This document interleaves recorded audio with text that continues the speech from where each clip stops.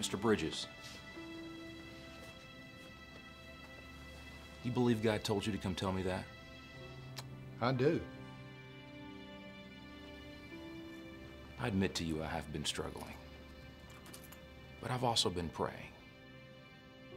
I just don't see him at work here.